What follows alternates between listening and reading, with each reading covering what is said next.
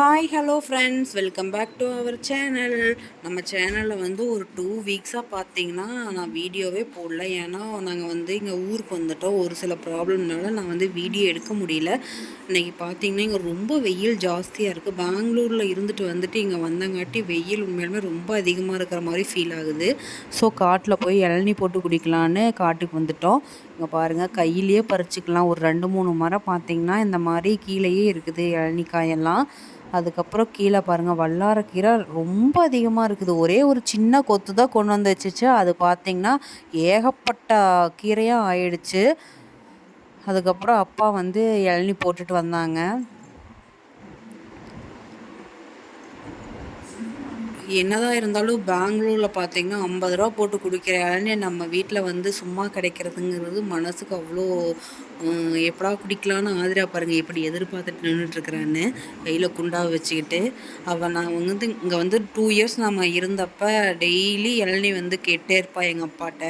சளி பிடிச்சிக்குன்னு அப்பப்போ தான் தருவோம். இருந்தாலும் அவளுக்கு இளநீனா ஃபஸ்ட்லேருந்தே ரொம்ப பிடிக்கும். பெங்களூர் போனதுலேருந்து அதை ரொம்ப மிஸ் பண்ணுவாள். அதனால் இங்கே வந்த அன்னைக்கெலாம் கண்டிப்பாக எப்படியும் இளநீ போட்டு கொடுத்துருவாங்க. இளநீலாம் குடிச்சிட்டு வீட்டுக்கு வந்தாச்சு. கீழே பார்த்தீங்கன்னா மல்லிகைப்பூ செடி இருக்குது. அதில் பூ நிறையா இருக்கும்.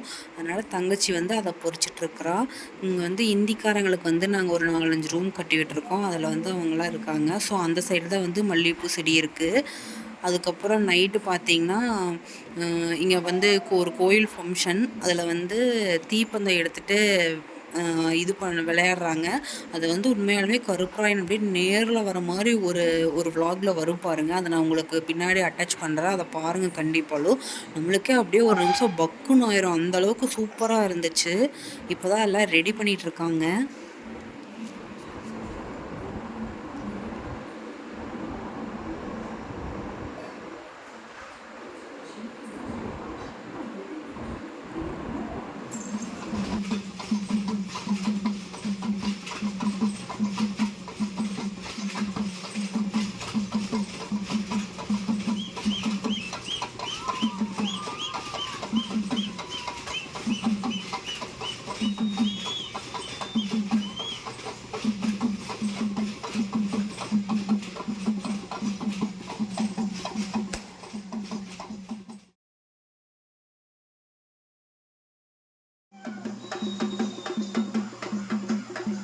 இதில் பாருங்கள், அப்படியே கருப்பராயன் நேர்லேயே ஒடியார மாதிரி எல்லாம் பயந்து ஓடிட்டாங்க. நானும் ஒரு செகண்ட் அப்படியே பயந்துட்டேன்.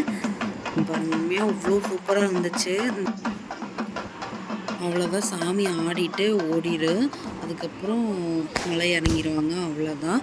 மேலே பார்த்திங்கன்னா பட்டாசு வெடிச்சிட்டு இருந்தாங்க. சூப்பராக இருந்துச்சு.